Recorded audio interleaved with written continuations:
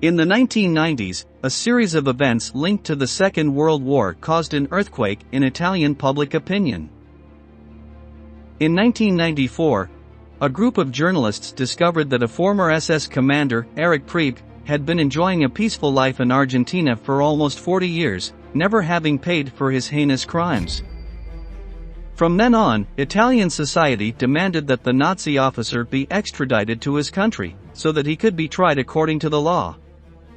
At the same time, the court summoned Karl Haas, a former spy for the Third Reich, who was now an 84-year-old man. Haas had been a collaborator of Priebke's as well as one of the most unscrupulous members of Hitler's intelligence service and, in his most powerful years, was responsible for the deportation of hundreds of people to concentration camps. Haas was offered a highly convenient deal. He was to give away Priebke's identity and in exchange would receive legal immunity, escaping conviction for his own crimes. The former spy accepted the deal and was taken into custody at a hotel in Rome, guarded by 2 police officers.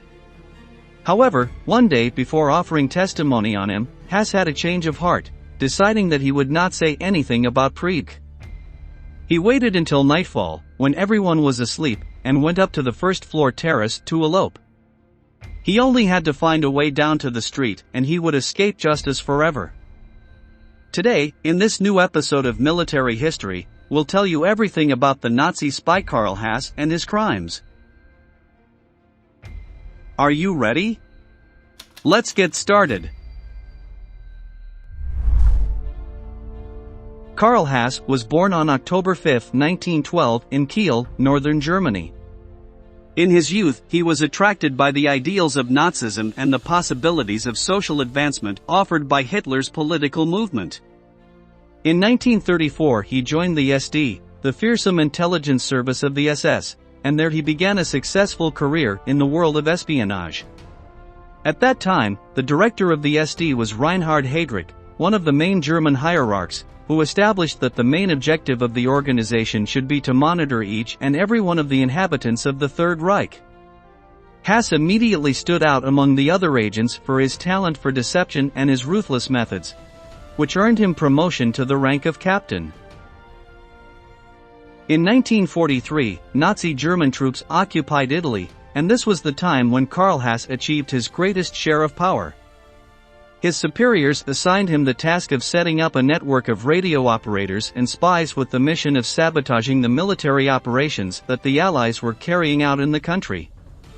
At the same time, Haas collaborated closely with SS commander Herbert Kappler, whom he helped arrest Jewish residents of Italy. The spy was responsible for the capture of approximately 1,000 Jews, who were deported to the Auschwitz concentration camp. One of the most important operations led by Karl Haas was the arrest of Princess Mafalda of Savoy, the daughter of the Italian King Victor Emmanuel III. Adolf Hitler held an immense grudge against the princess, since he considered that she did everything possible to hinder the war effort against the Allies. In fact, he once referred to her as the scavenger bird of the royal family, an expression that was endorsed by Joseph Goebbels.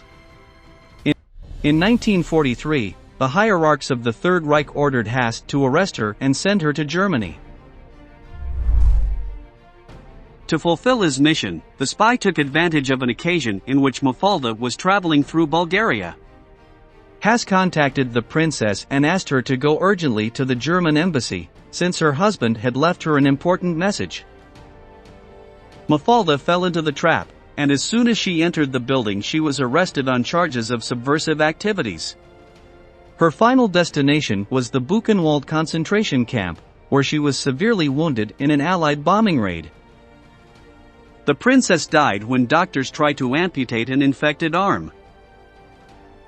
Of all the crimes committed by Haas, the most aberrational was the massacre of the Ardeatine trenches, which occurred on March 24, 1944. The day before, a small group of partisans, enemies of fascism, had planted a bomb in the heart of Rome, in a barracks occupied by German military. The explosion claimed the lives of nearly 30 Wehrmacht soldiers, while the perpetrators managed to flee without being caught. When Hitler learned of the attack, he went mad with rage, and gave instructions for such bloody revenge that no other partisans would dare attack his men again. For every German murdered, 10 Italians were to be executed. The massacre was organized by the commander Herbert Kappler, who prepared a list with the names of 335 people to be eliminated, which were extracted from the Roman prisons. The condemned were Jews, political prisoners, and prisoners of war. Those in charge of carrying out the massacre were Karl Haas and the SS officer Erich Priebke, who led the sentence towards the Argentina pits, some abandoned mines on the outskirts of Rome. They were made to enter the caves in groups of 5, and all of them were shot in the back of the head. Haas himself personally murdered 2 civilians. When the corpses finished piling up inside, they ordered to demolish the entrance to the mines, and leave the bodies sealed inside. When World War II ended, Haas was captured by the United States, but instead of being tried for his crimes, he was employed as a spy by the U.S. Army. The only officer sentenced for the massacre in the Argentina trenches was Herbert Kappler. In the 1990s, when Erich Priebke was found to be living quietly in Argentina, the Italian government ordered his extradition to stand trial for his role in the massacre.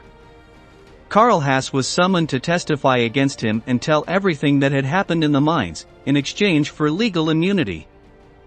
Although the ex-spy accepted the deal, for some unknown reason, one day before testifying, he repented and decided to escape from the hotel where he was being kept.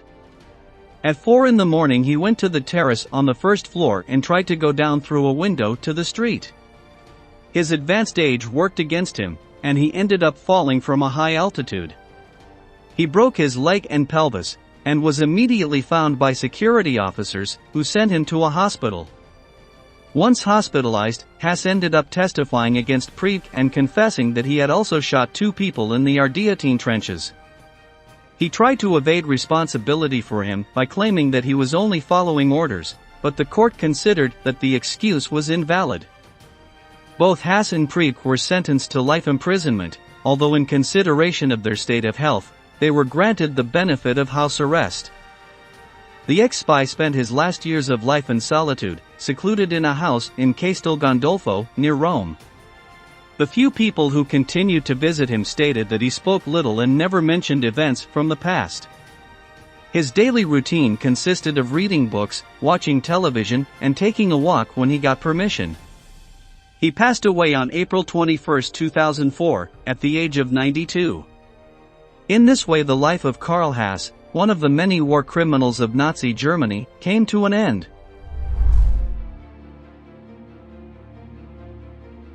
Why do you think Karl Haas backed down at the last moment and tried to escape? Leave your answer in the comment box below, and don't forget to subscribe to our channel to learn about many more military events that left their mark on history.